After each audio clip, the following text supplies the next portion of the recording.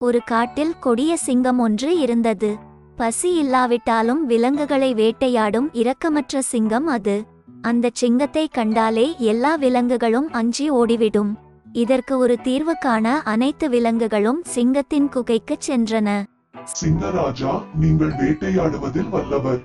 ஆனால் உங்களால் இந்த காட்டில் எல்லா விலங்குகளும் அழிகின்றன. நீங்கள் வேட்டையாடாமல் உங்கள் குகையிலே இருந்தால் தினம் ஒரு விலங்கை நாங்கள் உங்கள் குகைக்கே அனுப்புகிறோம். அதை தின்று நீங்கள் பசி ஆறலாம். இப்படி செய்தால் மற்ற விலங்குகள் உயிர் பிழைக்கும் என்று சிங்கத்திடம் முறையிட்டன. சிங்கமும் தினமும் இறை தன் குகைக்கே வந்தால் வேலை மிச்சம் என்று மகிழ்ந்தது. இந்த உடன்பாட்டிற்கு நான் சம்மதிக்கிறேன். ஆனால் தினமும் ஒரு விலங்கு என் குகைக்கு வர வேண்டும். ஒரு நாள் தவறினாலும் நான் சும்மா இருக்க மாட்டேன்.